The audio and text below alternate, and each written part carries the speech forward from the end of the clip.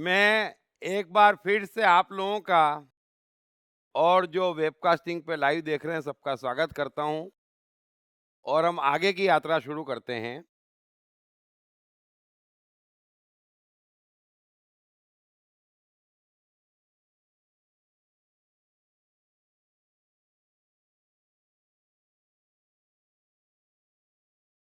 आगे कृष्ण कह रहे हैं कि हे अर्जुन,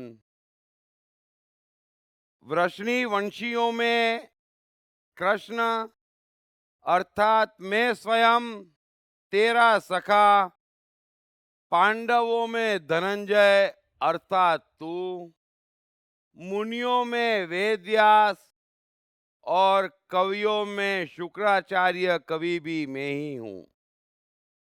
एक सामान्य बात कृष्ण कर रहे हैं कि जिस भी क्षेत्र में जो जो भी श्रेष्ठ है वो मैं हूँ, और अर्जुन तू भी श्रेष्ठ है, तेरे में भी मैं हूँ। तू मेरी बात मानता क्यों नहीं है? आगे कृष्ण कह रहे हैं, मैं दमन करने वालों का दंड अर्थात दमन करने की शक्ति हूँ, जितने की इच्छा वालों की नीति हूँ, गुप्त रखने योग्य भावों का रक्षक मौन हूँ, और ज्ञानवानों का तत्व ज्ञान मैं ही हूँ। अब कृष्ण कह रहे हैं कि मैं दमन करने वालों का दंड अर्थात दमन करने की शक्ति हूँ।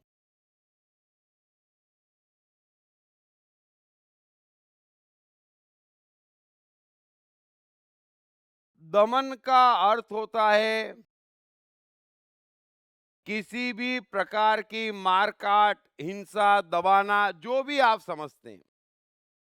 और अर्जुन का सवाल यही था कि मैं ये कैसे समझूं कि इस युद्ध में, इस मारकाट में भी आप हैं।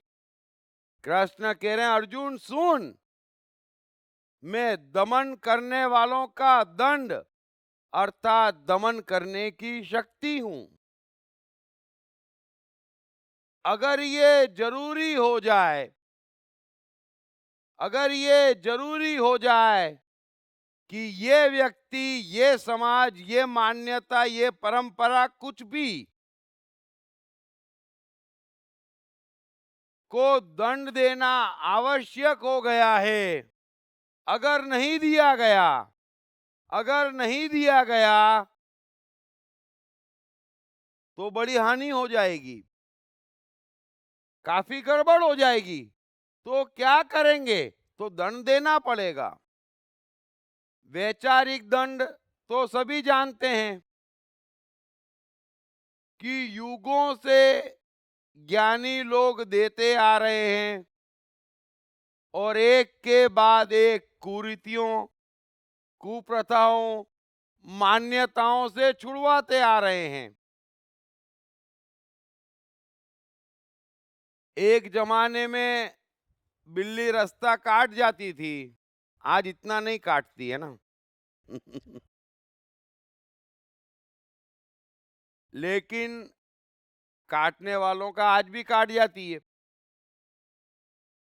एक जमाने में सती प्रथा थी, आज नहीं है, आज कानूनी अपराध है।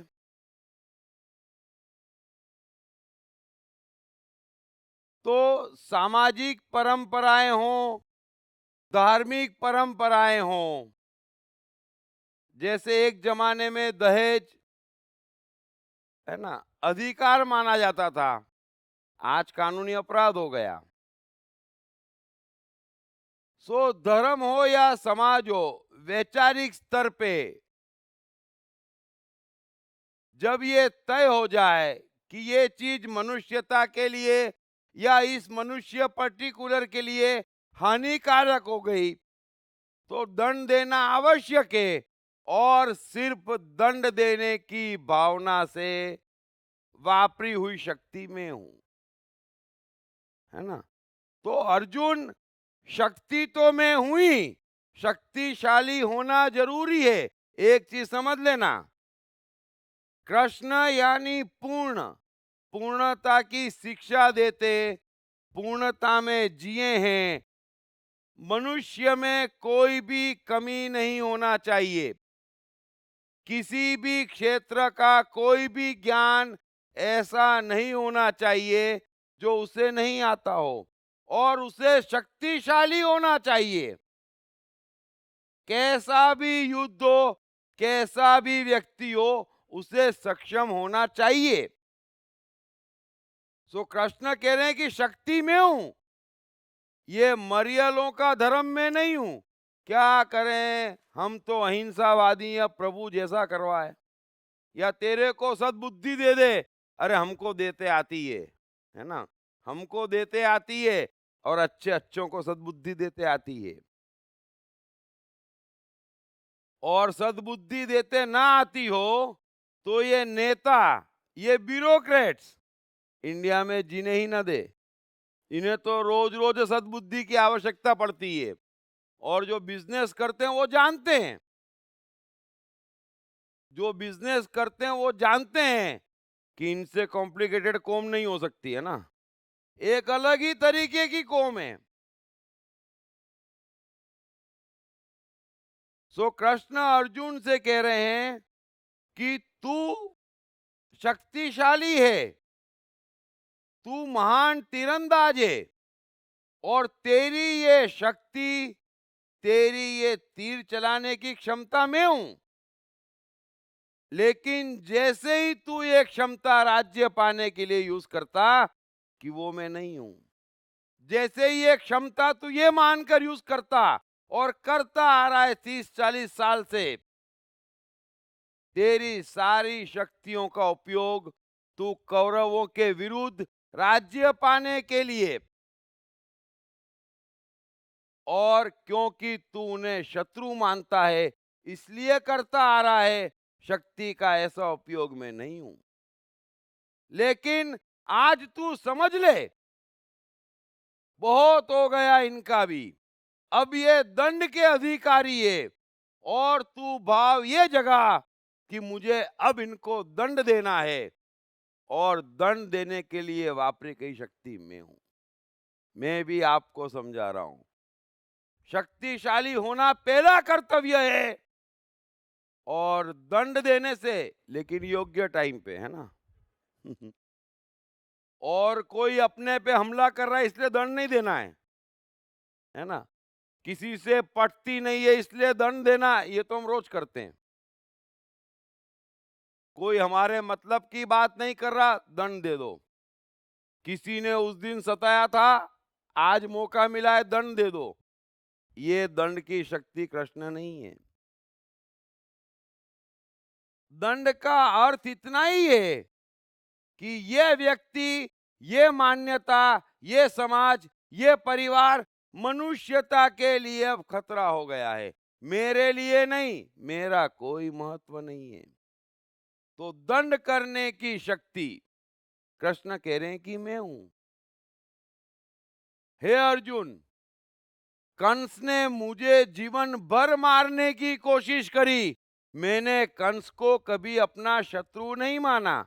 ये तेरे और मेरे में फर्क है। मैंने कभी कंस को मारने की कोशिश नहीं करी, ये तेरा और मेरा फर्क है। लेकिन जब कंस लेकिन जब कंस ने यह ऐलान किया, अपने सिपाहियों से कहा कि कुचल दो सब ग्वालों को, कुचल दो कृष्ण और बलराम के परिवार को, जब वो खतरा सर्व के लिए, मनुष्यता के लिए बन गया, तब मैंने उसका वध किया। तो ये जो मैंने कंस के साथ किया, वो दंड दिया, न दुश्मनावट निकाली, न और कुछ, न राज्य के लिए किया। कंस की मृत्यु पे कृष्ण के नाना उग्रसेन ने पूछा भी कृष्ण से कि क्या आप राजा बनेंगे, राजा बनना स्वीकारेंगे। कृष्ण ने कहा नहीं, क्योंकि मैंने वध राज्य पाने के लिए नहीं किया, मैंने वध इसलिए नहीं किया कि कंस मेरा शत्रु था, मैंने वध इसलिए किया कि वो खतरनाक हो गया था। बात समाप्त। हे अर्जुन, जरासंध भी जीवन भर मुझे मारने के लिए तड़पता रहा, मैंने कभी उसे शत्रु नहीं माना। एक बार मेरे सामने चढ़ गया और मुझे मौका था उसका वध करने का, फिर भी मैंने वध नहीं किया, क्योंकि वो कोई मनुष्यता पे खतरा नहीं था, मेरे लिए खतरा था। और मेरा खतरा, मेरा अपमान, मेरा शत्रु शत्रु नहीं होता, इस बात को समझ लेना। मेरा शत्रु दंड का अधिकारी नहीं है। जो मेरा अपमान करता है वो दंड का अधिकारी नहीं है। जो मुझे मारता है वो दंड का अधिकारी नहीं है। जो मुझे नुकसान पहुंचाता है वो दंड का अधिकारी नहीं है। वो तो स्वार्थ हो गया। अर्जुन, तू यही करने यहां आया है, लेकिन अब तू तेरा विचार बदल दे। जैसे जरासंध का वध मैंने भीम से तब करवाया जब जरासंध ने राजाओं को कैद करना शुरू कर दिया। चक्रवर्ती सम्राट बनने के लिए उसने प्रतिज्ञा ली कि मैं 100 राजाओं का वध करूंगा और पूरे भारतवर्ष पे आतंक फैला दूंगा। उसके बाद में कोई आवाज नहीं करेगा, सब मान लेंगे कि जरासंध चक्रवर्ती सम्राट है, एकमात्र राजा है। तब जाकर उसका वध किया, तब जाकर उसका वध करवाया। इसलिए नहीं करवाया कि वो मेरा शत्रु था। तो दंड देना, मैंने जितने वध किए वो दंड दिया। न तो उससे मुझे कुछ मिलना था, न वो मेरा शत्रु था, वो दंड का अधिकारी था। यहां दंड देते तो आता ही नहीं। अगर एक व्यक्ति हजारों को सता रहा है, एक मान्यता लाखों को सता रही है, तो भी हमारा जवाब इतना ही रहता, हमारा थोड़ी कुछ बिगाड़ रहा है ना, करने दो जो करना है। कोई यहाँ पर दंड नहीं देता, हम दुश्मनी निकालते, स्वार्थी हैं। तो कृष्ण कह रहे हैं कि स्वार्थ में यूज की गई शक्ति मैं नहीं हूं, दंड देने के लिए यूज की गई शक्ति में हूं। कृष्ण कह रहे हैं कि किसी भी प्रकार के स्वार्थ या अहंकार के लिए उपयोग में लाई गई शक्ति में नहीं हूं, दंड देने के लिए उपयोग किया गया शक्ति का प्रयोग में हूं। और थोड़ा सा आप भी इस बात को समझना, इन चीजों को जीवन में उतारना, ये महासूत्र हैं। अगर आप अपना हित करने वाले को रत्ती भर दुश्मन नहीं समझेंगे, मन में एक भाव नहीं आना चाहिए, ये मत कहना हमने माफ कर दिया, अंदर देखो, बाहर कोई चिंता मत करो। बाहर तो यूं भी आप सारे शक्तिशालियों को माफ करे हुए हो, है ना।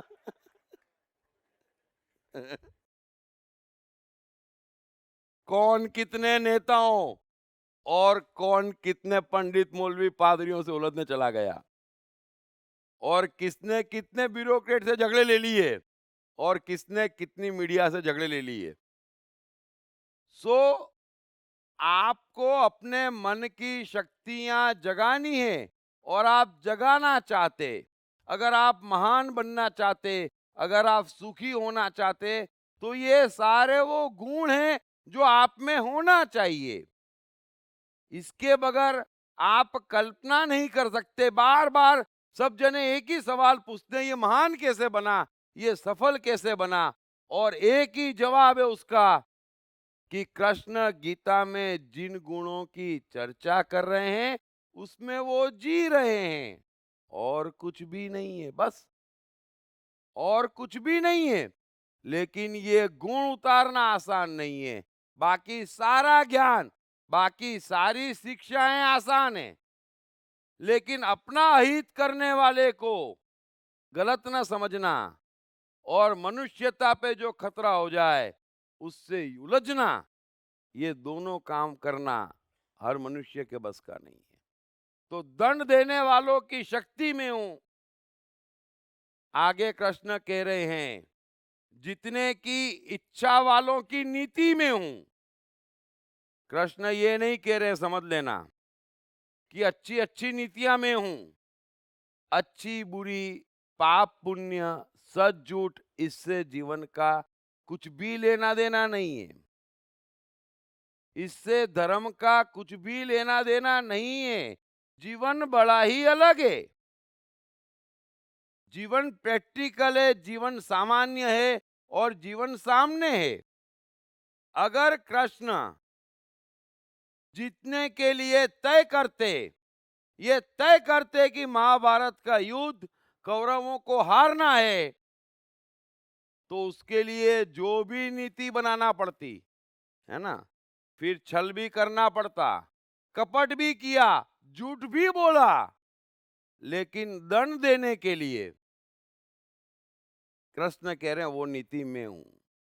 और एक युधिष्ठिर था, मैं तो झूठ नहीं बोलूंगा।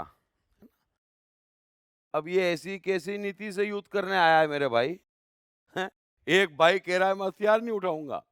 एक भाई कह रहा है मैं झूठ नहीं बोलूंगा। ये तो कृष्ण नहीं होते, तो महाभारत का परिणाम कुछ और आ जाता। जो जितने की इच्छा वालों की नीति हूं, गुप्त रखने योग्य भावों का रक्षक मौन हूं। ब्यूटीफुल। मेहरबानी करके यह गुण जीवन में बड़ा आवश्यक है। गुप्त रखने योग्य भावों का रक्षक मौन हूं। ये अहिंसा का सार सूत्र है। कायदे से मनुष्य को मौन होना चाहिए, लेकिन यहां कोई मौन नहीं है। ये जीवन की सबसे बड़ी समस्या है और सारी समस्याओं की जड़ है।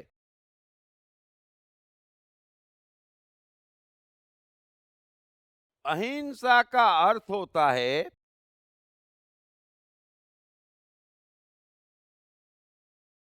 कि मैं अपने में जीता हूं,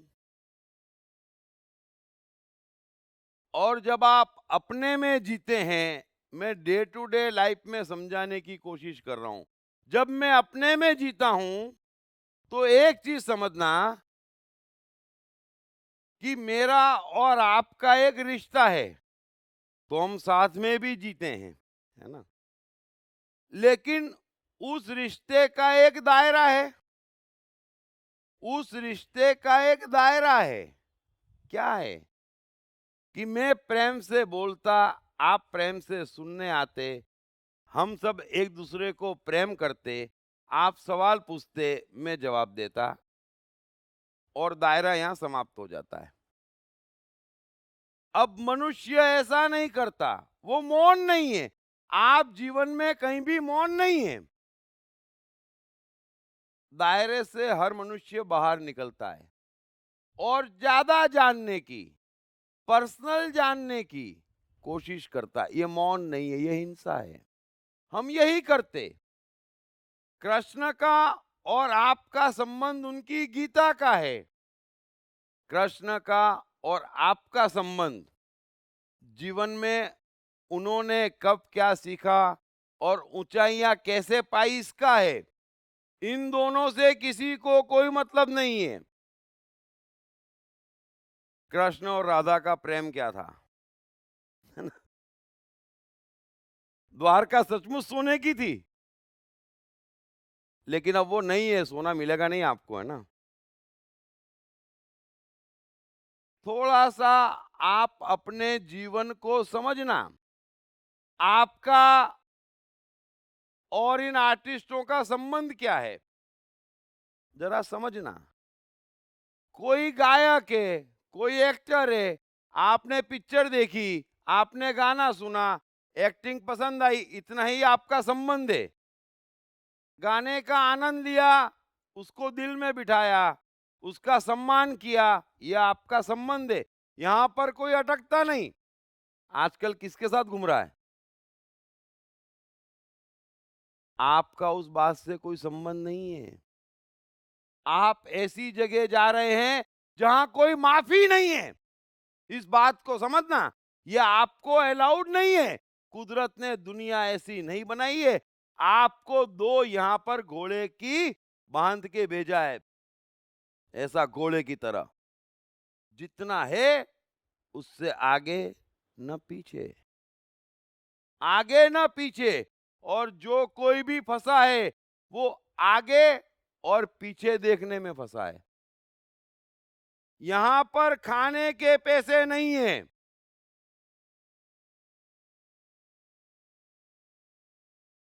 घर में कष्ट है, और 10 रुपए की मैगजीन उठा के ले आएंगे। कौन सी? New upcoming cars. अब आपको इसकी जरूरत कहां थी? अलाउड कहां था? घोड़े की नाल बंधी हुई है, समझ लेना इस बात को। आप मौन रहे एक दायरे में जहां बंधे हैं, और जिससे जितना दायरा बंधा हुआ है उससे एक कदम आगे, और हजारों लाखों कदम मनुष्य आगे बढ़ा हुआ है। और ये इस बात का सबूत है कि वो अंदर से खोखला है। जब भी आप पर्सनल लाइफ, पर्सनल गॉसिप, आपके दायरे के बाहर, जो आपकी जरूरत नहीं है, जो आपकी जरूरत नहीं है, चाहे आप कुछ सीखते हैं, समझते हैं, ज्ञान पाते हैं, या जो भी कोशिश करते हैं अपने दायरे के बाहर, वो हिंसा है, वो प्रकृति से झगड़ा है, वो मौन नहीं है। मौन का अर्थ ये नहीं है मैं खाना खाते वक्त नहीं बोलती हूं।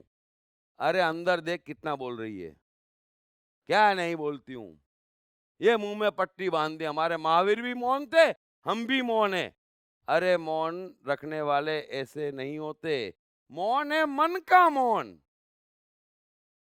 मन का मौन। मैं इतना बोला हूं और इतना बोल रहा हूं, लेकिन मैं बोल नहीं रहा हूं, मौन हूं। इस बात को जो समझ जाएगा वो बहुत कुछ समझ जाएगा। आप उस दायरे के बाहर नहीं जाते, आपको नहीं जाना चाहिए।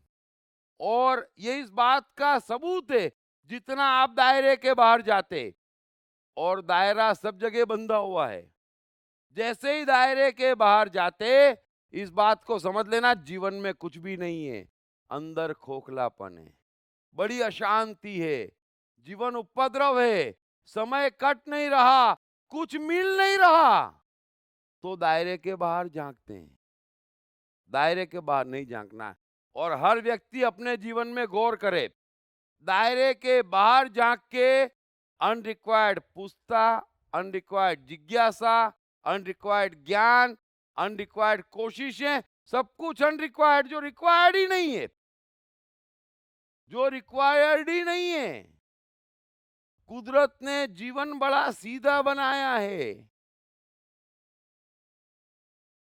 आपका आपके बच्चों पे भी अधिकार नहीं है।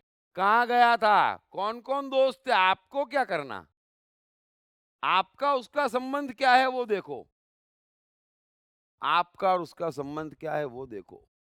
आप दायरे के बाहर मत जाओ। और सब दायरे के बाहर है, सब फंसे हुए हैं। आप अकेले दायरे के बाहर नहीं जा रहे, बाकी लोग भी दायरे के बाहर जा रहे हैं।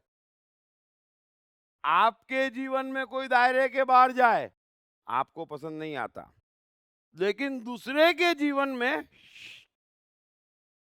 और ज्ञान के मामले में और सीखने के मामले में तो तुरंत दायरे के बाहर, आवश्यकता हो न हो।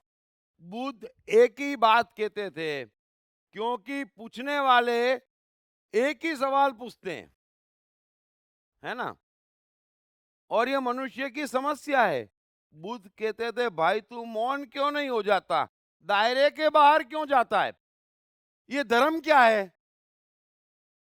बुद्ध बोलते थे तेरी आवश्यकता है तेरा काम अटक रहा है, तेरी समस्या क्या है वो देख।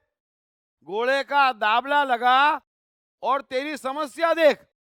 बोले समस्या है कि पत्नी से रोज झगड़ा होता है, तो उसको सॉल्व करने का पूछ। ये धर्म क्या होता है, तेरा क्या काम अटक रहा है, तुझे क्या लेना देना है, ईश्वर है? अरे अच्छा है तो क्या करेगा तू, क्या करेगा तू बताएं? चलो आप मुझे बताएं, ईश्वर है तो आप अपने जीवन में क्या परिवर्तन लाएंगे? मुझे कोई जवाब दे। ईश्वर है मैं कहता हूं तो आप अपने जीवन में क्या परिवर्तन लाएंगे और क्या परिवर्तन आ जाएगा? अच्छा चलो नहीं है तो क्या परिवर्तन आ जाएगा? कैसे सवाल पूछते हम दायरे के बाहर के।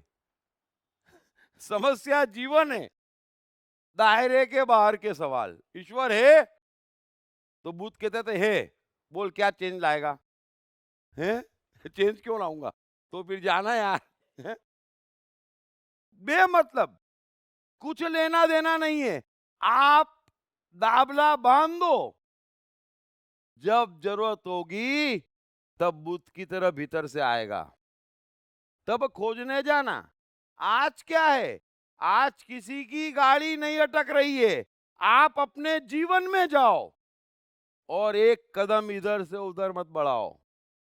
जिस आदमी से जितना संबंध है उससे एक कदम आगे बढ़ना हिंसा है, और हिंसा परमात्मा के यहां माफी योग्य कदम नहीं है, रत्ती भर नहीं है। मेरी आवश्यकता नहीं है, मेरी आवश्यकता नहीं है, मेरा काम नहीं अटक रहा है, फिर भी शादी नहीं होगी, इसलिए भी लोग बाग डिग्रियां ले आते हैं। क्या का क्या आप सीखते हैं, कौन कौन से कोर्स करते हैं, कितनी जानकारी ले आते हैं। जीवन डायरेक्ट है और जीवन उनका बनता है जो डायरेक्ट देखता है। एक दायरे में सबका जीवन बंधा हुआ है, उसके बाहर देखो ही मत। फिर दायरा कल चेंज होगा, तब उतना ही देखना, फिर चेंज होगा, फिर उतना ही देखना। जो दायरे में नहीं आता वो देखने का नहीं, वो आपके लिए है ही नहीं, वो आपके लिए नहीं है। जब आपके लिए होगा तब सब कुछ सीख जाएंगे, सब कुछ समझ जाएंगे, सब कुछ जान लेंगे। लेकिन मैं आपसे पूछूं आपके घर पे कौन है? अरे मेरा आपका उससे कोई काम अटक ही नहीं रहा है। अमिताभ और जया की बनती कि नहीं बनती है? अच्छा बनती है कि नहीं बनती है? उससे जंजीर पिक्चर में कोई फर्क आ रहा है? नहीं आ रहा है। तो फिर क्या पूछ रहे हैं आप? आपके जीवन में आप अभिषेक बच्चन है कि पापा और मम्मी की बन रही है कि नहीं बन रही है? थोड़ा समझें, मत करें। ये छोटी छोटी चीजें नहीं है, यही चीजें आपका जीवन बर्बाद करे हुए है। क्योंकि सीधा जाना है, सीधा जीवन है, न चॉइस है न ऑप्शन है। एक लाइन है जहां सुख और सफलता है। आप उस लाइन के बाहर जाते। बॉम्बे से दिल्ली जाने का ट्रैक ये वाला है, उसी ट्रैक पे बैठ के आप दिल्ली जा सकते। अब हर एक घंटे में ट्रैक चेंज करेंगे। ये कौन सा ट्रैक है? बोले मद्रास जा रहा है, चलो। जाना कहाँ है? दिल्ली। अरे फिर कभी कलकत्ता के ट्रैक में, अरे कर क्या रहे हैं, कर क्या रहे हैं? सो मौन रखने योग्य, गुप्त रखने योग्य भावों का रक्षक मौन हूं। आपको अहिंसक होना चाहिए। अगर आप गलती से गार्डन में गए घूमने और 10-20 कपल प्रेम से बैठे हैं तो वो आपको दिखाने के लिए बैठे हैं?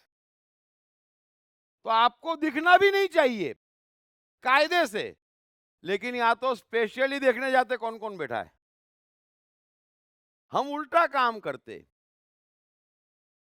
कायदे से, कायदे से आपको कोई चीज किसी की पता भी चल गई लेकिन वो आपको पता नहीं चली। क्यों? क्योंकि उसने आपसे कही नहीं, उसने आपसे कही नहीं, वो आपको बताना चाहता कि नहीं आपको मालूम नहीं, तो आपको उस चीज से कोई लेना देना नहीं। आपका क्या लेना देना है? कुछ भी लेना देना नहीं है। आपकी चीज आप मुझे बताएं तो बात बराबर, अगर मुझे पता भी चल जाए तो कायदे से मुझे नहीं पता है, मैं मौन, ये गुप्त रखने की बात है। लेकिन हम तो लोगों से बात कैसे निकलवाएं? थोड़ा समझना। जीवन खत्म हो जाएगा और इस बात का सबूत है कि हम खोखले हो गए भीतर से। हमें मालूम ही नहीं है जीवन क्या है, परमात्मा क्या है। हम अपने भीतर ही नहीं है। हमारे पे अपना कोई कंट्रोल ही नहीं है।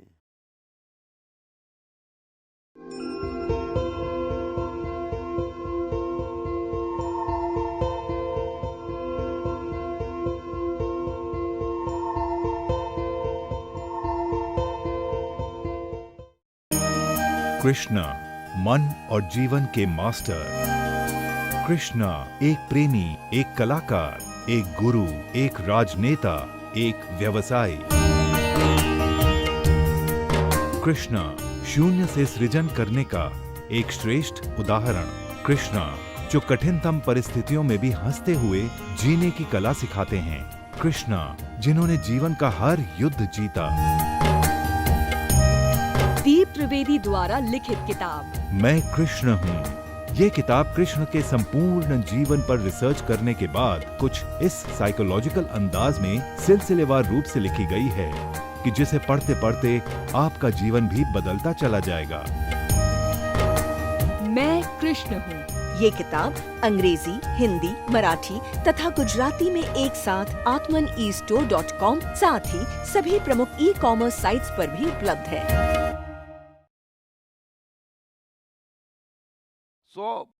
इस बात को अच्छे से जीवन में उतार लेना कि अपने दायरे के बाहर कभी झांकना मत, देखना मत, बिल्कुल भी नहीं देखना है। और जितना आप देखेंगे उतनी कुदरत की मार पड़ेगी। सारे महान लोगों के जीवन पढ़ लीजिए, एक दायरे से बाहर देखा ही नहीं है। आइंस्टाइन को क्या खाना चाहिए ये भी नहीं पता होता था। हमेशा किसी न किसी को साथ में ले जाना पड़ता था ताकि वो अच्छे से ऑर्डर दे सके। और एक बार अकेले फंस गए तो इतने लाचार हो गए, वेटर ने मेनू रखा, आइंस्टाइन ने एक दो बार देखा और बोले भाई इधर आ, तू मेरे को बराबर देख और देख ले, जजमेंट ले, मुझे क्या अच्छा लगेगा ला दे। मैं तो कुछ समझता नहीं। वो आइंस्टाइन इसीलिए है, वो जीनियस ऑफ मिलेनियम है। जो चीज की मुझे आवश्यकता ही नहीं है जीवन में, जहां से मेरा काम नहीं अटक रहा है, कृष्ण कह रहे हैं कि धर्म प्रत्यक्ष फल देने वाला है, हाथों हाथ मेरा उद्धार नहीं कर रहा। जो चीज हाथों हाथ मुझे सफल नहीं बना रही, जो चीज हाथों हाथ मेरे काम नहीं आ रही, उससे मेरा ताल्लुक कैसे बैठ गया। यहाँ पर हर आदमी को ऐसी हजार चीजें आती है जिसका उसके जीवन से कोई ताल्लुक नहीं है। ऐसी 1 लाख जानकारियां लिए बैठा है जिसका उसके जीवन से कोई ताल्लुक ही नहीं है। फिर वो पूछता है मैं खुश कैसे हूं, मैं सफल कैसे हूं। कैसे होगा? जिस चीज से आपका ताल्लुक नहीं वो चीजें सीख रखी है, जिस चीज से ताल्लुक नहीं वो चीजें जान रखी है। 60 साल का जीवन, 20 सोने में, 10 का बचपना और बीमारियां और जमाने भर की फॉर्मेलिटी। अब दिन कितने हैं और उसमें किया क्या, सब व्यर्थ इकट्ठा कर लिया, पूरा समय निकल गया। ये जीवन का खेल समय का है। मैं पहले भी कह चुका हूं, जीवन समय है। 60 साल है, 80 साल है, उसमें से 30 माइनस करो, सोने के, बचपने के, दूसरी फॉर्मेलिटी के। अब समय है कहां जो अमिताभ और जया की बनती है कि नहीं बनती है। शाहरुख की कितनी प्रॉपर्टी होगी आप देखना जरा। हमें क्या लेना देना है, आपका कहाँ काम अटक रहा है? सारे सवाल, सारी जिज्ञासाएं, सारा सीखना व्यर्थ। तो भावों का रक्षक मौन हूं, और मैं आपसे कहता हूं पूर्ण अहिंसा में आ जाओ। किसी ने आपको कुछ बताया नहीं तो आप पूछने वाले कौन है? आप जानने वाले कौन है? ये मत समझना हमको अधिकार है। यहाँ किसी को कोई अधिकार किसी के लिए नहीं है। आप बच्चों से पूछते, बच्चे आपसे पूछने लग जाए तो जरा समझना बड़ी ऑकवर्ड पोजीशन हो जाएगी। आप तो बच्चों से पूछ लेते स्कूल गया था कि नहीं, क्या किया, होमवर्क किया कि नहीं, पढ़ा कि नहीं, कौन से दोस्त थे। वो भी पूछना शुरू कर देगा कि आपके कैसे दोस्त हैं, और ऐसे तो कैसे दोस्ती कि आप ऐसे हैं। तो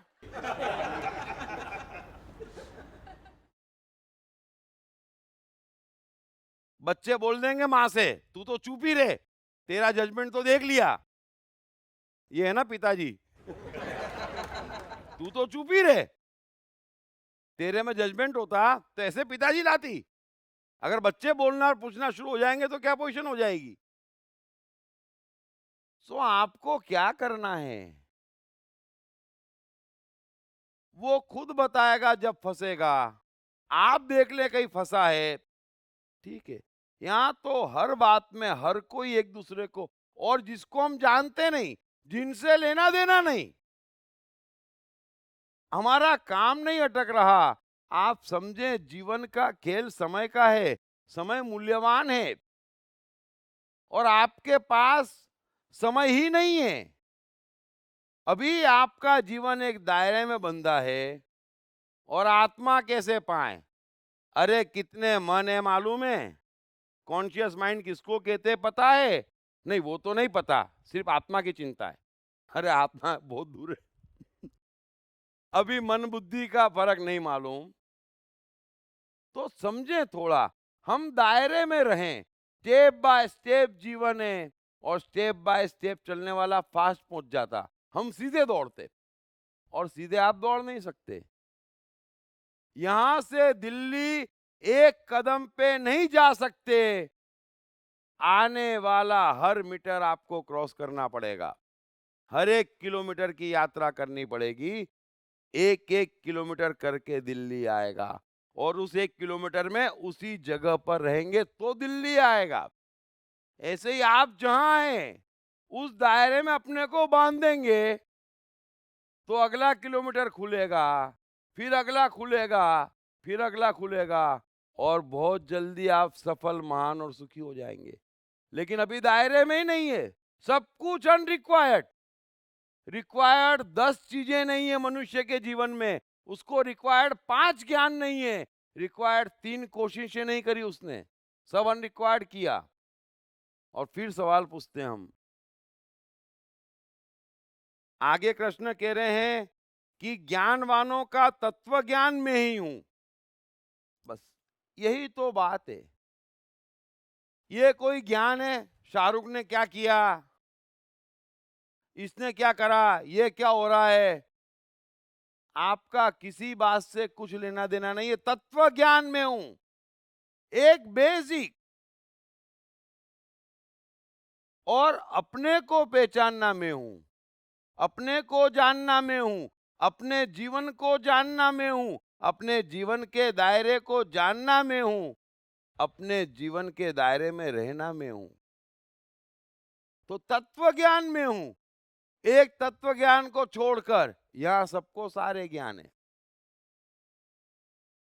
थोड़ा समझें, जीवन मूल्यवान है। मैं बहुत रिक्वेस्ट करके दुख के साथ कहता हूं, जीवन बहुत अच्छा है, बहुत सामान्य है, बड़ा सरल है, इसमें संकट नहीं है। संकट हम ला रहे हैं अज्ञान के कारण। अरे मेरा काम ही नहीं अटक रहा है, मैं कोई फालतू आदमी हूं, मैं कोई फुर्सती हूं, मैं कोई खोखला हूं। मेरे अंदर इतने रंग भरे हैं, मेरे जीवन में इतने रंग भरे हैं, मुझे क्या करना? मेरे अपने इतने काम पड़े हैं, मुझे क्या करना? अब जो चीज काम नहीं आ रही वो सीखने में 2 साल लगा देते। काम नहीं आ रही है सीख लेते, जो चीज काम नहीं आ रही है वो जान लेते, वो जानने जाते। हमारा ताल्लुक नहीं है, तो तत्व ज्ञान में हूं।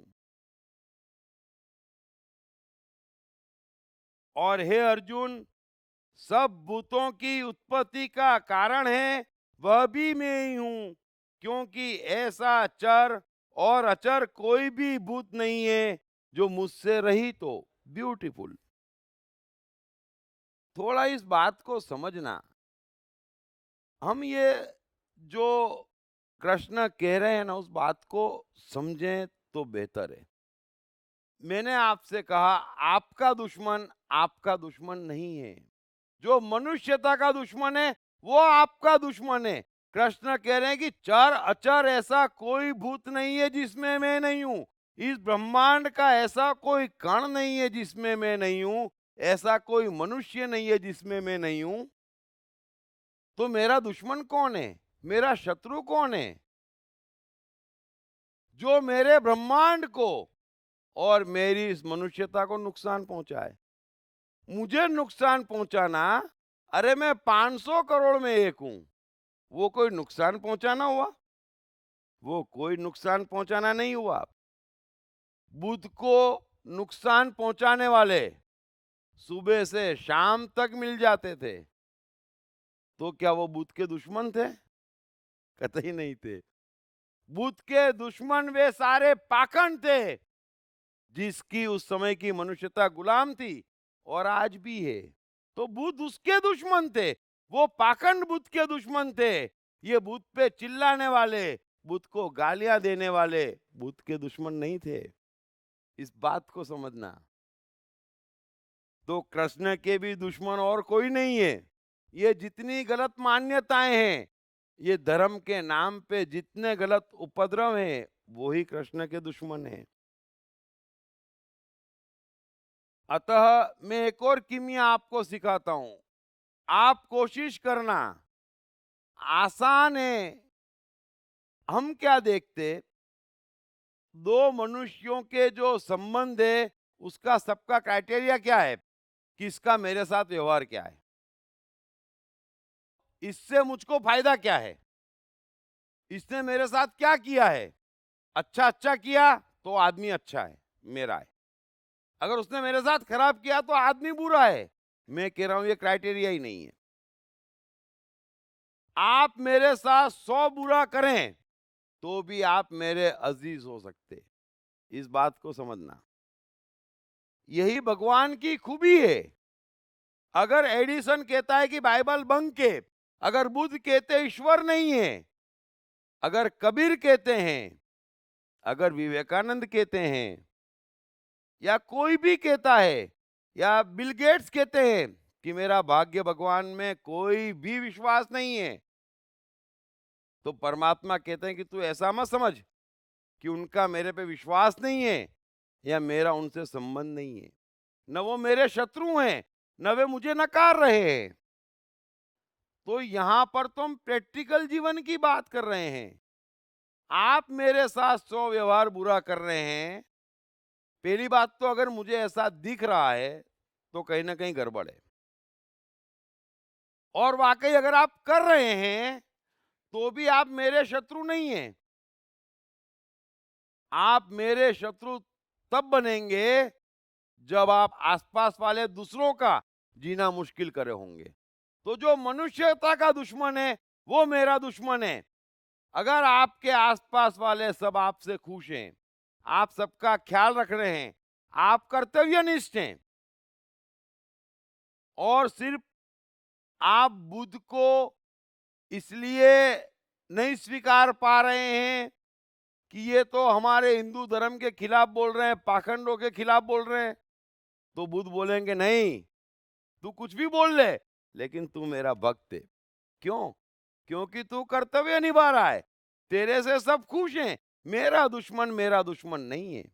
तो मैं भी आपसे कह रहा हूं, कोई आपसे क्या व्यवहार करता और आपका उससे क्या लेन देन है, ये इस बात का सबूत नहीं है कि वो आपके दिल के कितने निकट है। हमारे दिल के निकट वही आना चाहिए जिससे मनुष्यता को फायदा है, जो सरल हृदय है और जिससे मनुष्यता को नुकसान नहीं है। मेरे से लेन देन कोई लेन देन नहीं है, आपका अपने आप से लेन देन और जगत से लेन देन, यही मेरा आपका लेन देन है। तो कृष्ण कह रहे हैं कि सब भूतों की उत्पत्ति का कारण है वह भी मैं ही हूं, क्योंकि ऐसा चर अचर कोई भूत नहीं जो मुझसे रहित हो। कृष्ण आगे कह रहे हैं कि हे अर्जुन, मेरी दिव्य विभूतियों का अंत नहीं है। मैंने अपनी विभूतियों का यह विस्तार तो तेरे लिए संक्षेप से कहा है। जो जो भी विभूति युक्त अर्थात ऐश्वर्य युक्त, कांति युक्त और शक्ति युक्त वस्तु है, उसको तू मेरे तेज के अंश की अभिव्यक्ति ही जान।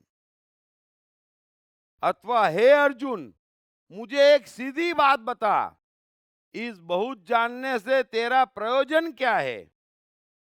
अरे 100 बातों की एक बात समझ कि मैं इस संपूर्ण जगत को अपनी योग शक्ति के एक अंश मात्र से धारण किए हुए हूं। ब्यूटीफुल।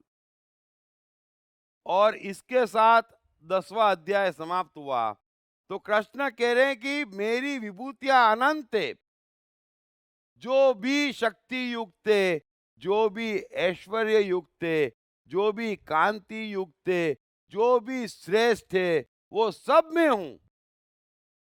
तू ऐसा समझ कि संपूर्ण जगत को, पूरे ब्रह्मांड को, संपूर्ण मनुष्यों को मैं अपने एक छोटे से अंश मात्र से धारण किए हुए हूं। कोई भी मेरे से अलग नहीं, मेरे से छूटा नहीं है।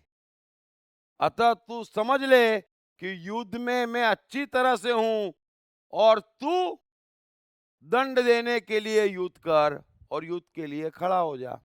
हर अध्याय की तरह एक बार फिर कृष्ण ने कंक्लूड कर दिया कि भाई तेरे सवाल का जवाब दे दिया। तू समझ ले युद्ध में मैं हूं और अब युद्ध के लिए खड़ा हो जा। सवाल युद्ध का नहीं है, सवाल ये है कि तू किस मनोदशा में युद्ध करता है। अगर ये युद्ध तू राज्य पाने के लिए करेगा तो गलत हो जाएगा। अगर ये युद्ध तू ये मानकर करेगा कि बहुत सताया है कौरवों ने, आज तो उनको दिखाई देता हूं, तो भी गलत हो जाएगा। तो तू फल हटा, कामना हटा, समभाव से स्थित हो जा। सब में मैं हूं। सवाल सिर्फ इतना है कि इनके अहंकार की, इनके दुष्कर्मों की अति हो गई। अब दंड का समय आ गया। मैं दंड देने के लिए युद्ध कर रहा हूं और तू युद्ध के लिए खड़ा हो जा, ये मान के। तो ये अध्याय खत्म हुआ। अब अर्जुन खड़ा होता है कि नहीं होता है, ये तो क्यूरियोसिटी का विषय, भारत में तो है ही नहीं।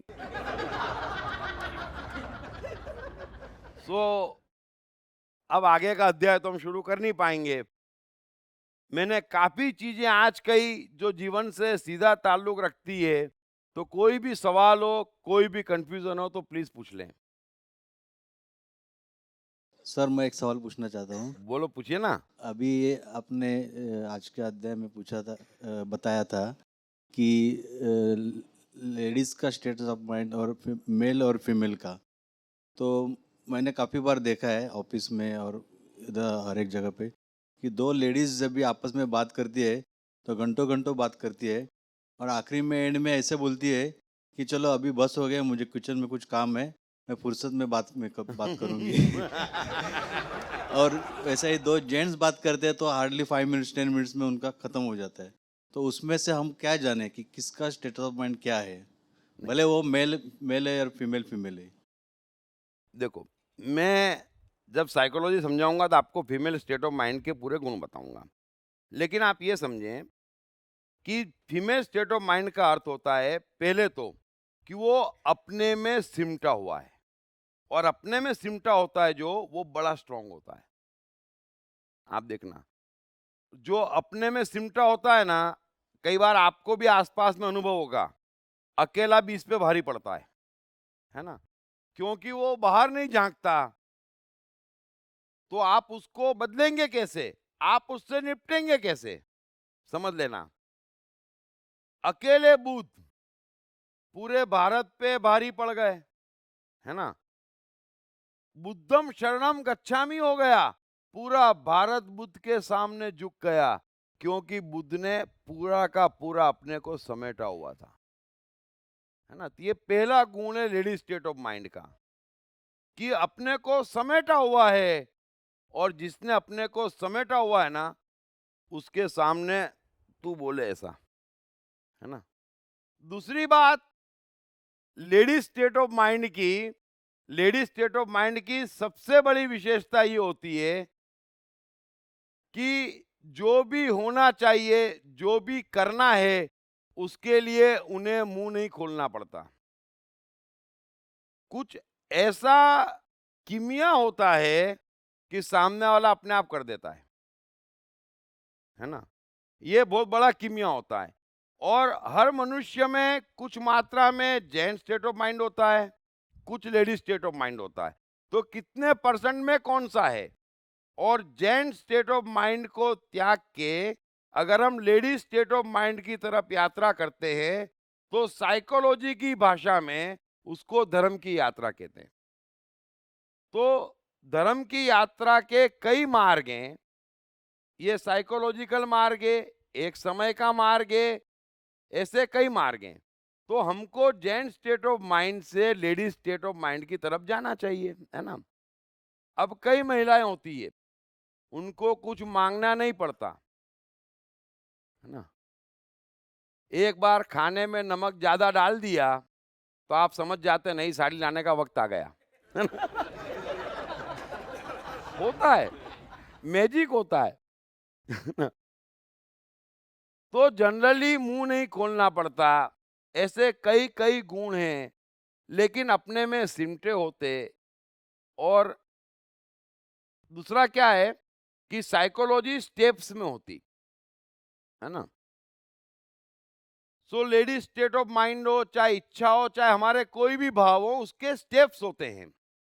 कि एक राउंड का आदमी की इच्छा ये, फिर उससे ऊपर के आदमी की इच्छा की ये परिभाषा, फिर उससे ऊपर के आदमी की इच्छा की ये परिभाषा, फिर उससे ऊपर के आदमी की इच्छा की ये परिभाषा, और उसके ऊपर के आदमी को इच्छा करने की जरूरत ही नहीं, है ना। जो उसकी इच्छा वही परमात्मा की इच्छा, वही होगा, और कुछ होने वाला ही नहीं है। तो ये अलग अलग इच्छा के भी क्राइटेरिया हैं। वैसे ही लेडी स्टेट ऑफ माइंड के क्राइटेरिया है, स्टेजेस हैं। जब मैं साइकोलॉजी पे बोलूंगा तो आपको विस्तार से समझाऊंगा, लेकिन आप ये समझ ले कि हमारे में दोनों माइंड है। और लेडी स्टेट ऑफ माइंड का अर्थ होता है हमारे पे अपना शासन है, और इसीलिए हमारा आसपास भी शासन है। और जेंट स्टेट ऑफ माइंड का अर्थ होता है हम शासन होने की गलतफहमी में जीते हैं, शासन होता नहीं है, और दिन भर उपद्रव करते हैं, होता कुछ नहीं है, है ना।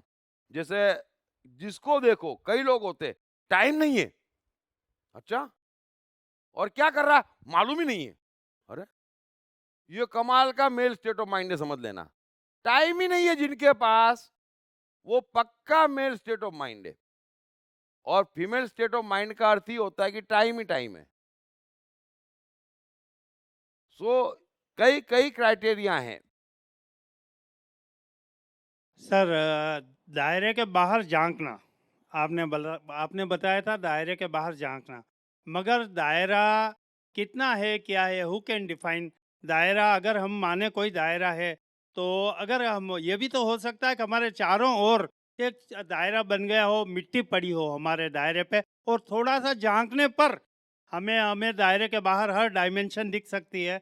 अगर दायरे के बाहर नहीं झांकता तो न आइंस्टाइन, न एडिशन, न धीरूभाई अंबानी अगर पेट्रोल पंप पे ही पड़ा रहता, अगर दायरे के बाहर नहीं झांकता, तो हु कैन डिफाइन के दायरे के बाहर झांकना नहीं चाहिए? और कितना दायरा है, और कैसा दायरा है, किसका है, और क्यों है दायरा, इसको आप कैसे डिफाइन करेंगे? धीरूभाई अंबानी हो, बिल गेट्स हो, एडिसन हो, आइंस्टाइन हो, बुद्ध हो, कृष्ण हो, क्राइस्ट हो, कोई भी सफल है, ये दायरे के बाहर नहीं झांकने के कारण सफल हैं। पहले तो ये समझ लेना। दायरे का अर्थ होता है ये मैं हूं, बरोबर है। अब आज का जो मेरा जीवन है, जो मुझे आता है, जो मेरा कर्म है, जो मेरा मन है, वो मेरा दायरा है, डायरेक्ट। समझ लेना इस बात को, वो डायरेक्ट मेरा दायरा है आज की तारीख में, बरोबर है। अगर मैं उस दायरे के बाहर नहीं झांकता, जो आसान नहीं है, एवरेज 10,000 में से एक व्यक्ति ऐसा होता है जो दायरे के बाहर कम झांकता है। आसान नहीं है, इस बात को समझना और करना दोनों आसान नहीं है। तो ये मेरा दायरा है। दायरे का अर्थ है कि ये मेरा डायरेक्ट ताल्लुक है, ये मेरा डायरेक्ट ताल्लुक है। अगर मुझे दायरे में आना है तो सबसे पहले क्या करना पड़ेगा? मैंने कई जानकारियां ऐसी जीवन में प्राप्त कर रखी होगी जो मुझे आज काम नहीं आ रही है, तो पहले आप उसको डिलीट मारो, है ना। आप दायरे में कब आएंगे? फिर कई ऐसी चीजें सीख रखी होगी जो काम नहीं आ रही है, आप उसको डिलीट मारो। फिर कई ऐसे व्यक्ति हैं जो आपके दायरे में नहीं आ रहे हैं लेकिन आपने रखे हुए हैं, है ना, डिलीट मारो। तो पहले तो डिलीट मारना है। जब डिलीट मारोगे तब आप दायरे में आओगे, और जब आप दायरे में आओगे, अब इतने डिलीट मारने के बाद आप ये समझो, इतने डिलीट मारने के बाद उस दायरे पर आपका कमांड कितना पावरफुल हो जाएगा। आपको जीवन में फिर डर की आवश्यकता नहीं है, क्योंकि आपका दायरा आपके कमांड में है ना। आपको कोई पीछे नहीं ले जा सकता, आपको कोई परेशान नहीं कर सकता, क्योंकि दायरा कमांड में है। अभी दायरा कमांड में क्यों नहीं है? क्योंकि एक तो दायरा मालूम नहीं है और दायरे के बाहर ही है। अब जब आप दायरे में रहते हैं तो आप टाइम और स्पेस के विज्ञान में आ जाते हैं, जब 100% दायरे में रहते हैं। और टाइम और स्पेस का विज्ञान क्या है कि उस दायरे से बाहर निकालना और निकाल कर कहां कब कितना ले जाना, ये काम आपका नहीं है। जो दायरे में आ जाते उनको परमात्मा खुद राह दिखाता और वो पहुंच जाते। समझ में आ गई बात? अब एडिसन दायरे में है, दायरे में है, फिर दायरे में है, तो उस दायरे से परमात्मा उसको बाहर निकाल के नया दायरा बना के देता, फिर और नया दायरा बनता। लेकिन हर बार हर दायरा फुल कंट्रोल, फुल कमांड में रहता, और एक दायरे से दूसरा दायरा लाखों करोड़ों गुना पावरफुल होता। ऐसी जंप होती लाइफ में। तो उसको हम कहते हैं कि टाइम और स्पेस के विज्ञान में आ गया, अब परमात्मा चला रहा है।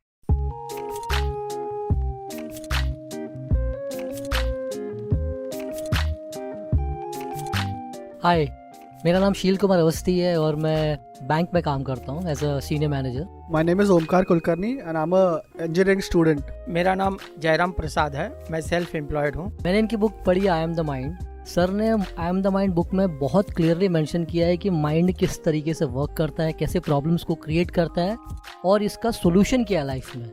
It's a really great book that I've come across in so many years. I've read many books but this one stands apart. इस पुस्तक की सरल भाषा, साधारण ढंग से मन का क्लासिफिकेशन ने मुझे बहुत प्रभावित किया है। I have read the book. It clearly identifies, explains the difference between your brain and the mind. All the 7 states of the mind are clearly defined in that book and that's the best thing about the book.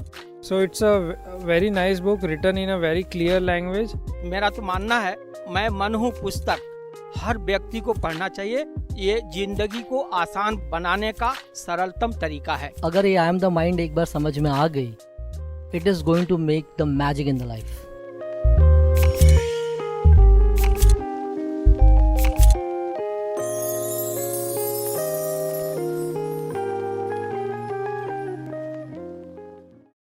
आपने अभी इस अध्याय में बताया कि कृष्ण भगवान द्वंद्व समास में हैं, जबकि और भी समास हैं और जिंदगी का द्वंद्व तो कभी अंत होता ही नहीं। नहीं, तो नहीं, क्या नहीं, आप द्वंद्व को क्या समझे? द्वंद्व मतलब 2 ऑप्शन, है ना। हाँ, तो जिंदगी में द्वंद्व तो बहुत कम है। द्वंद्व क्या है? अनेक ऑप्शन है। हाँ, अनेक ऑप्शन वही तो अनेक ऑप्शन द्वंद्व नहीं है। अच्छा, मैंने क्या बताया? सबसे खराब परिस्थिति ये कि अनेक ऑप्शन है। फिर एक प्राकृतिक परिस्थिति है कि 3 ऑप्शन है ना? कि भाई किसी ने बोला कि रात को खाना खाने बाहर चलें, तो आप क्या कहेंगे? हाँ, ना या सोच के बताता हूं। कायदे से 3 ऑप्शन है, तब तक आप ठीक हैं। अब हम चौथा ऑप्शन लाते, बीवी से पूछ के बताता हूं। वो आपको बुला रहा है, वो आपसे पूछ रहा है, तो बीवी को पूछ के बताता हूं का अर्थ क्या हुआ? अभी आपकी आपके जीवन में ही नहीं चल रही है ना? तो चौथा ऑप्शन का अर्थ हम बड़े बुरे फंसे हुए हैं। इस बात को समझना, 3 ऑप्शन तक मैं मानता हूं कि ठीक है चलो, फिर 3 से 2 ऑप्शन में आ जाएंगे तो और अच्छा है। लेकिन निर्णय मत करो, मैं बार बार कह रहा हूं, अनेक ऑप्शन है तब तो निर्णय का सवाल ही नहीं है, करो ही मत। कोई कंपल्सन नहीं है, कोई अर्जेंसी नहीं है, मैं मैजिक बता रहा हूं। फिर 3 ऑप्शन में आए तो भी निर्णय नहीं करना है, और निर्णय द्वंद्व में भी नहीं करना है जब 2 ऑप्शन है। द्वंद्व का अर्थ है 2 ऑप्शन, तब भी निर्णय नहीं करना है। निर्णय हो जाने दो। निर्णय करने की सत्ता परमात्मा की है, उसे करने दो। और कब निर्णय करना, ये सत्ता भी समय की है, उसे करने दो। अब मैं द्वंद्व में फंसा हूं और बैठा हूं, मेरे को कुछ नहीं करना। अब ये कि ये मुझे नहीं मालूम, ये कि ये अंदर आएगा और जाएगा, कभी ये आएगा कभी वो आएगा, कभी ये आएगा कभी वो आएगा। एक दिन ऐसा आएगा परमात्मा निर्णय करेगा, और जब निर्णय करेगा तो एक डिलीट हो जाएगा और एक बचेगा, बस। जब एक ही बचा तो निर्णय करने की जरूरत कहां पड़ी? निर्णय किसने किया? वो परमात्मा ने। तो निर्णय भी उसे करने दो। ये सब मैजिक है जीवन के, और ये रातों रात आपको कहां से कहां पहुंचा देते। मैंने आज जो कहे कम से कम 7 से 8 मैजिक कहे हैं। मैं कैसे समझाऊं, लेकिन आप समझने की कोशिश करें। निर्णय मत करें, द्वंद्व में आए और द्वंद्व में जिए। आप एक ट्राई करें, देखें। अभी आपके मन में कंफ्यूजन आया है ना, साधारण बात कर रहा हूं मैं, कि आज आलू पराठे खाना है कि दाल चावल खाना है। साधारण बात कर रहा हूं मैं, है ना। अब ये कंफ्यूजन आपको आया 5 बजे, बरोबर है। आप तय नहीं कर पाए और पत्नी का फोन आया 5:30 बजे, क्या बनाऊं? बताता हूं, है ना। पत्नी सज्जन हुई तो बोलेगी ठीक है, वरना बोलेगी अभी क्यों नहीं बता रहे हो? अब आप बता तो पाएंगे नहीं कि मैं कंफ्यूज हूं। 6 बजे फिर फोन आया, 7 बजे फिर फोन आया, लेकिन आप कंफ्यूज हैं कि क्या खाऊं, 2 में से एक है। तो आप निर्णय मत लो। ये द्वंद्व कहां है? आपके भीतर है, आप बैठे हुए हैं। 8 बजे 9 बजे आप निर्णय मत लो। एक क्षण ऐसा आएगा जब आपको लगेगा दाल चावल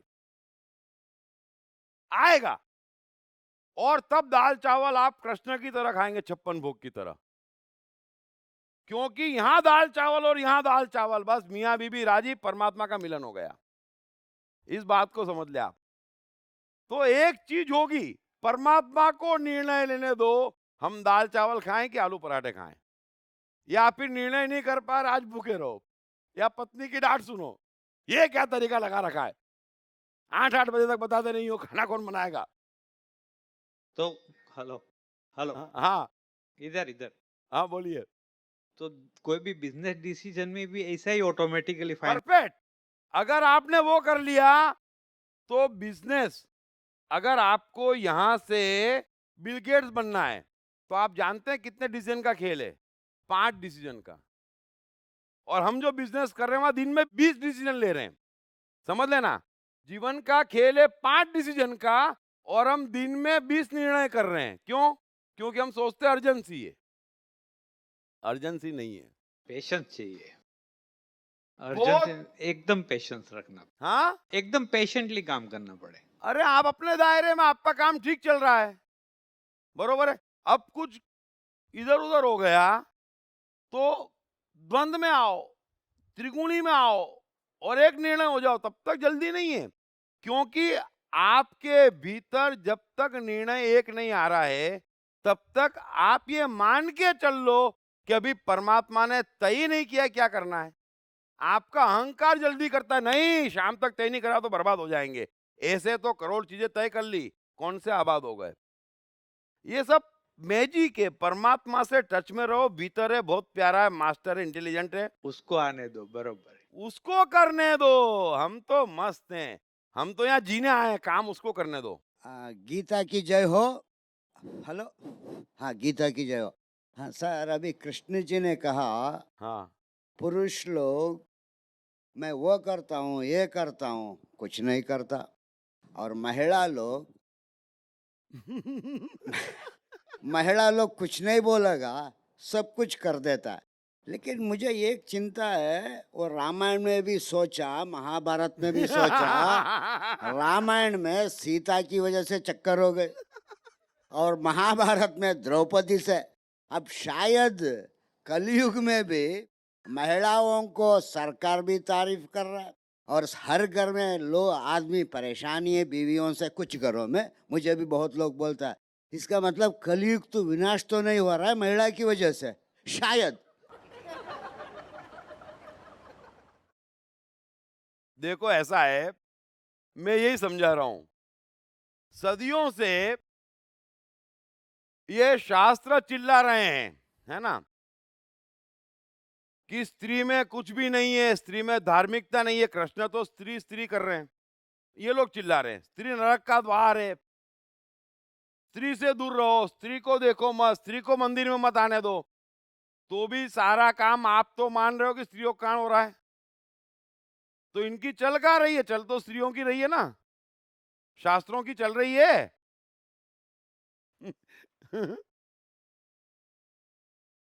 इनको माइक देना। हाँ क्या सर, आपने बताया? हाँ आपने कुछ बताया, बताइए। अरे तो आपको सुनने के लिए माइक थोड़ी चाहिए यार। नहीं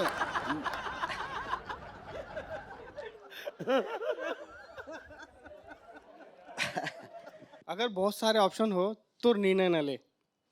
जैसे आपने एक उदाहरण दिया है कि 40 लड़कियों की चॉइस है, फिर उसको छाट छाट के 10 किया जाए। भगवान कृष्ण ने 8 चॉइस कैसे किए? उन्होंने किया नहीं, वो चॉइस करते नहीं है, परमात्मा का हुक्म स्वीकारते हैं। चॉइस परमात्मा ने करी, कृष्ण ने नहीं करी। चॉइस समय ने करी। जिनको हम भगवान कहते हैं उनका अर्थ ये है कि मैंने चॉइस करना बंद कर दी, अब तू बोले वो करूंगा, है ना। तू बोलेगा तो युद्ध के मैदान में खड़ा हो जाऊंगा, तू बोलेगा प्रेम करूंगा, तू बोलेगा उतनी विवाह करूंगा, तू बोलेगा वो सब करूंगा, तू ज्यादा जानता है। एक अलग मनोदशा है। इसीलिए मैं कहता हूं बार बार कि क्या किया इसका कभी कोई महत्व नहीं है, किसने किया उसका महत्व है। सो कृष्ण ने किसी की चॉइस नहीं की। और जब मैं समय समझाऊंगा, या आपको समझ जाना चाहिए वैसे, कि एक निर्णय का अर्थ होता है कि मुझे मालूम ही नहीं पड़ता कि मैंने निर्णय ले लिया, और जब तक मालूम पड़ रहा है आप निर्णय लो ही मत। तो कृष्ण ने निर्णय नहीं लिया कि मैं विवाह कर रहा हूं, यहां विवाह हुआ और यहां मालूम पड़ा, निर्णय करना नहीं पड़ता है। दोनों पैरेलल प्रोसेस है। ये एक आर्ट है, ऊंचाई चाहिए, समझ में आ जाएगा, है ना। समझ में आ रहा है तो वेरी गुड, क्योंकि दोनों पैरेलल है। एक मेरा छोटा सा प्रश्न है हाँ। कि मानव जीवन में भाग्य का कितना रोल है? अब ये तो अगर आप ये समझते हैं कि कुछ लिखा हुआ है तो भाग्य का कोई रोल नहीं है। अगर आप ये समझते हैं कुछ हाथ पे लिखा है, कोई ज्योतिष है, कोई माथे पे लिखा है, कोई कुंडली है, कोई ग्रह परेशान कर रहे हैं, तो भाग्य का कोई रोल नहीं है, है ना। भाग्य एक ऊंचा शब्द है, एक ऊंचा विज्ञान है, जिसमें मैं स्पेशल लेक्चर दूंगा, तभी आपको समझ में आएगा। तो इन चीजों का भाग्य से कुछ लेना देना नहीं है ना। ये सब विज्ञान है, आप समझे, साइकोलॉजिकल विज्ञान है। मेरा तो खाली एक बात कहना थी हाँ। कि जो चाहते वो होता नहीं, जो होता है वो मन को भाता नहीं, तो जो मन को भाता है वो सदा रहता नहीं। तो वास्तव में जीवन क्या है?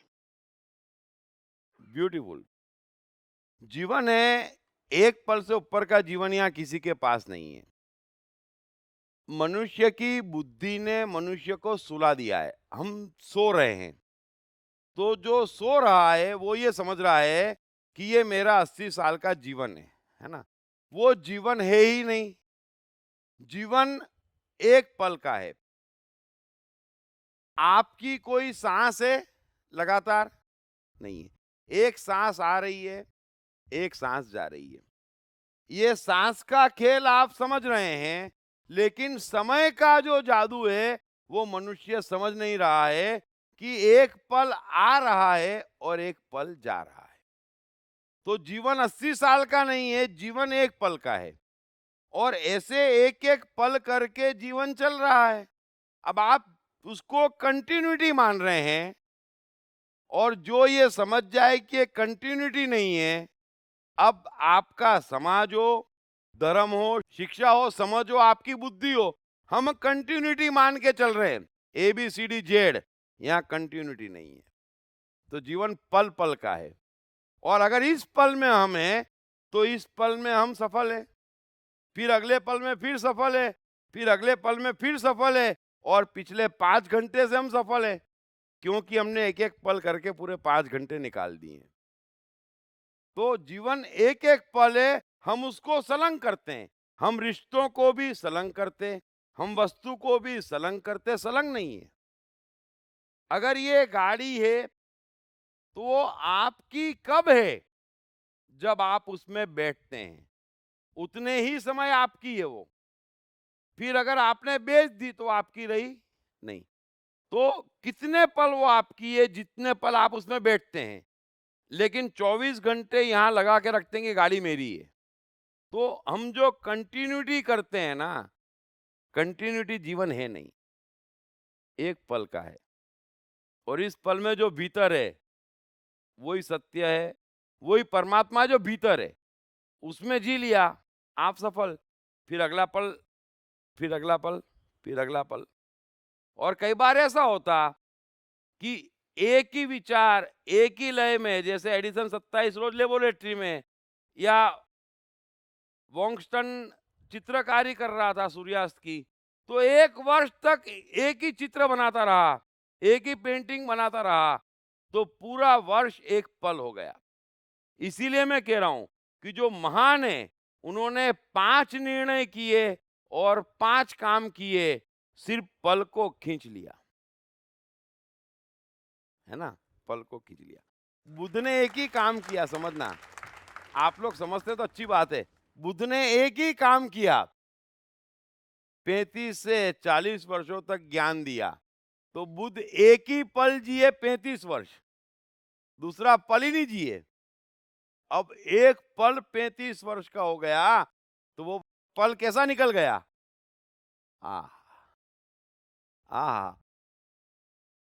सर एक प्रश्न और है कि इस जीवन में मानव का उद्धार करने वाला केवल मानव ही हो सकता है कि परमात्मा हो सकता है? मानव और परमात्मा में फर्क नहीं है। आप ही परमात्मा है, आपके जीवन का उद्धार आप कर सकते हैं, तो आप ही अपने परमात्मा हैं। ये 2 बातें मनुष्य को समझने की है। मेरा ईश्वर दूसरा कोई नहीं हो सकता, है ना? दूसरा निमित्त हो सकता है, कहीं राह दिखा दे, जैसे कृष्ण राह दिखा रहे हैं, हम लोग बातचीत कर रहे हैं, उससे ज्यादा कोई कुछ नहीं कर सकता। आपको अपना परमात्मा बनना पड़ेगा और अपना जीवन जीना पड़ेगा। मतलब कोई दूसरा व्यक्ति आपका उद्धार नहीं कर सकता है? कैसे कर सकता है? केवल राह दिखा देखो, कर सकता होता, आप ये समझें, मैं एक सिंपल बात कह रहा हूं। 80 करोड़ लोग मंदिर जाते हैं, 125 करोड़ लोग मस्जिद जाते हैं, शायद 150 करोड़ लोग चर्च जाते होंगे, मुझे नहीं मालूम। सब भगवान के पास ही जा रहे हैं उनके हिसाब से और उद्धार की कामना लिए ही जा रहे हैं। और भगवान उद्धार कर सकता है क्या? अगर कर सकता होता तो कर दिया होता, क्योंकि प्रकृति की रचना ऐसी है कि मनुष्य को अपना उद्धार स्वयं करना है। कृष्ण कहते हैं कि यहाँ मनुष्य स्वयं अपना मित्र, स्वयं अपना शत्रु है, इसलिए मनुष्य स्वयं अपना परमात्मा है। I have one question. ये जो आपने एक पल जीने देखो, की बात- समय में मत ले जाना। राइट। एक एक पल की के जीने की बात की तो वो मेमोरीज जो है जो अब तक हो गए उसकी मेमोरीज कभी ना कभी सताती है, तो how do you tackle that, मतलब उसको कैसे उसका पूरा। कारण ये है कि अभी आप जागते हुए होश में पल पल नहीं जी रहे हैं। अब आप घूम फिर के समय पे आते हैं और आप इंटेंशनली आते हैं, आप जादूगर हैं। तो ऐसा है कि अगर मैं पल पल जी रहा हूं, मेरी चेतना जागी है, तो समझो मैंने इतना जीवन गुजारा है ना। वो सब कुछ मेरे भीतर है, लेकिन मुझे याद कुछ नहीं है ना, क्योंकि वो मेरे समय में रिकॉर्डेड है। अभी आपको याद इसलिए आता है कि आपके बुद्धि अहंकार में रिकॉर्डेड है, बरोबर है।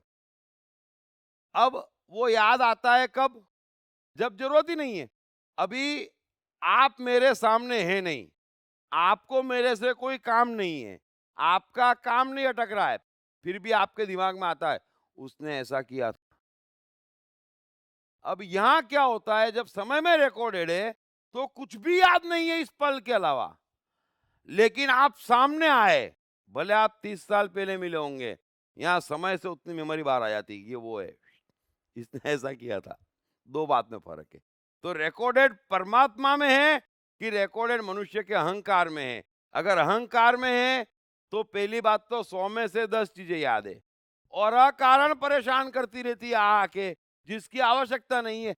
समय में रिकॉर्डेड है तो समय पे याद आता है ना। समय पे रिकॉर्डेड है, अगर मुझे एग्जाम देना है, बरोबर है, अब मेरा सब्जेक्ट साइंस है और मुझे साइंटिस्ट नहीं बनना है ना, तो मैं याद क्यों करूं? तो मैं स्कूल में पहली बात तो जाता ही कम था, और पढ़ने का मेरा सिद्धांत था कि 7 ही रोज पढ़ूंगा मैं। एग्जाम के 7 रोज पहले पढ़ना शुरू करूंगा, तभी किताब खरीदूंगा, पहली बार किताब खोलूंगा, प्रोफेसर से समझूंगा नहीं, और मैं कितना पढ़ूंगा और कैसे पढ़ूंगा कि एग्जाम दे के निकलूं लिख के, और फिर मैं हमेशा के लिए भूल जाऊं, मेरे किस काम का। तो 7 रोज में पूरा याद हो जाता था। क्यों? क्योंकि मुझे जीवन भर के लिए मेमोराइज नहीं करना है, मुझे सीरियस नहीं होना है, मुझे मालूम है ये बेकार काम है, मेरे किसी काम नहीं आने वाला है। तो बड़ा आश्चर्य करते थे आसपास वाले, जो साल भर पढ़ते थे, सब सेकंड डिवीजन, और बोले दिन भर खेलता है, स्कूल नहीं जाता है। और मुझे आप मानेंगे नहीं, मुझे पूछना पड़ता था मेरे सब्जेक्ट में किताबें कौन कौन सी है, सब्जेक्ट कौन कौन से हैं, और खरीद के लाना पड़ती थी कि भैया ये किताबें। फिर मैं एक ही सवाल पूछता था, इसके बाहर कुछ नहीं पूछेंगे ना? बोले हाँ, बस जाओ, हो गया काम। लेकिन उस दिन के बाद मुझे याद नहीं, दिमाग पे लोड नहीं, लेकिन कोई बात आ गई और वो बात याद करना जरूरी हो गई, तो ऑन द स्पॉट याद आ जाएगी। तो वो समय में रिकॉर्डेड होना चाहिए। जादू है सब। हम क्या करते, चीज का उपयोग 2 मिनट के लिए है, 2 मिनट बाद वो जीवन भर काम नहीं आनी है, तो आप उसको उसी हिसाब से याद करें, 1 सेकंड में काम हो जाएगा। यहां तो मेमोराइज कर लेते लाइफ लॉन्ग के लिए, तो लोड हो जाता, इसलिए दिमाग पे सब मेमोरी घूमती रहती। तो फिर समय में कैसे वो रिकॉर्ड करें, मतलब उसका इस पल में आप जो जी रहे हैं, इस पल के लिए पढ़ रहे हैं, और इस पल में पढ़ रहे हैं, समय में रिकॉर्ड हो गया, फिर अगले पल में जी रहे हैं। आप अगले पल में जाते ही नहीं है, आप पढ़ते भी ऐसे हैं कि बड़ी महत्वपूर्ण चीज है स्कूल की किताबें, अब तो बस ये जीवन बना देगी, पूरा याद कर लेंगे, इसलिए साल भर पढ़ते हैं, इसलिए साल भर पढ़ते हैं। और ये जो शॉर्ट टर्म मेमोरी और लॉन्ग टर्म मेमोरी जिसको कहते हैं, जैसे आज के विज्ञान में, तो उसमें मतलब साइकोलॉजी के भाषा में कुछ अगर आप सीरियस नहीं है, अगर आपको चीज का एग्जैक्ट वेटेज मालूम है, आपके जीवन में एग्जैक्ट वेटेज मालूम है, तो आप सीरियस नहीं रहेंगे। तो सीरियस नहीं रहेंगे तो शॉर्ट टर्म मेमोरी में चला जाएगा, और सीरियस हो जाते हैं तो लॉन्ग टर्म मेमोरी में चला जाता है। हम आपस की बातचीत जो साधारण है, अभी बेचारे का सर दुख रहा था, है ना। अब मेरी कोई गलती नहीं है, लेकिन सर दुख रहा है तो क्या करेगा वो? मेरे को 15-20 भला बुरा कहेगा। अब मैं सीरियस नहीं हूं तो मेरी मेमोरी में नहीं घुस रहा है, क्योंकि मैं ये नहीं देख रहा हूं कि उसने भला बुरा कहा, मैं ये देख रहा हूं इस बेचारे के सर में दर्द है, क्या करेगा वो? तो मेमोरी में नहीं घुसेगा। अब आप सीरियस हो जाते हैं, इसने कहा, अरे उसने कहा ही नहीं, लेकिन हम समझते नहीं है। अब कोई बाहर से परेशान होके आया है और आते ही झगड़ना घर में शुरू कर देता है, तो हम समझते झगड़ा कर रहा है। हमें समझ में नहीं आता कि बेचारा कहीं परेशान होके आया है तो याद नहीं होगा हमें। हम सीरियस हो जाते हैं, मेमोराइज हो जाता है, फिर उसी में उलझे रहते हैं, इसने ऐसा कहा था, उसने ऐसा कहा था, फंस जाते हैं। Thank you very much.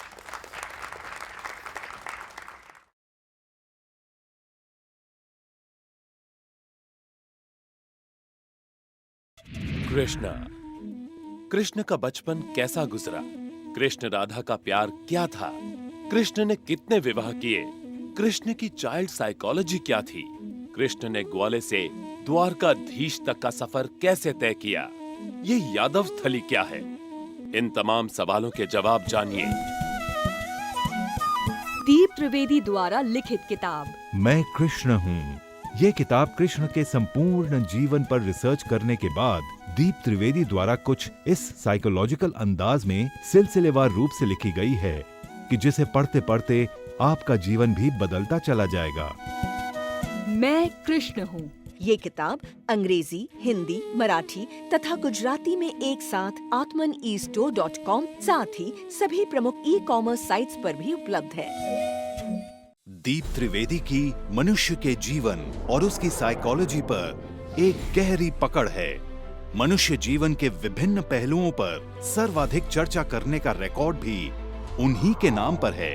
मनुष्य जीवन का ऐसा कोई पहलू नहीं जिस पर उन्होंने खुलकर चर्चा ना की हो, जैसे कि path of life, personality, complex, guilt, love, expectation, partiality, acceptance, fear, hypocrisy, creativity, wealth, who is God, concentration, confusion, power of transformation, joy and success, mind and brain, day sleep, natural intelligence, change your future, ego, non-violence, freedom, तथा दीप talks ताओ ते चिंग के अंतर्गत दीप त्रिवेदी द्वारा मशहूर Chinese philosopher लाओ त्से के महान सूत्रों पर चर्चा, परिचय, समय, मन, सफलता, संकट, धर्म, राजनीति और दीप टॉक्स भगवद गीता के अंतर्गत जीवन की किसी भी समस्या से निपटने के लिए दीप त्रिवेदी द्वारा भगवद गीता के संपूर्ण 18 अध्याय पर चर्चा। आप ये तमाम डीवीडीज और सीडीज सुनकर अपना और अपने परिवार का जीवन बदल सकते हैं। ये तमाम डीवीडीज और सीडीज आत्मन ई स्टोर तथा अन्य सभी ई कॉमर्स साइट्स पर उपलब्ध हैं। हर बच्चे में सफल और महान बनने की संभावना छिपी होती है। सवाल बच्चे द्वारा अपनी प्रतिभा को निखारने का तथा सही परवरिश पाने का ही होता है। दीप त्रिवेदी द्वारा लिखित रोचक ग्राफिक बुक्स पढ़िए। The story of Thomas Edison, अनपढ़ एडिसन के महान वैज्ञानिक बनने की दास्तान। नॉटिनेस टू ग्रेटनेस, स्टीव से स्टीव जॉब्स बनने की कहानी। हॉटी टू डॉन्टी, चाइल्ड साइकोलॉजी समझने हेतु शेर के बच्चे की कहानी। न सिर्फ बच्चों बल्कि हर माता पिता व टीचर के लिए भी आवश्यक ग्राफिक बुक्स हिंदी तथा अंग्रेजी में आत्मन ई स्टोर तथा अन्य सभी ई कॉमर्स साइट्स पर उपलब्ध।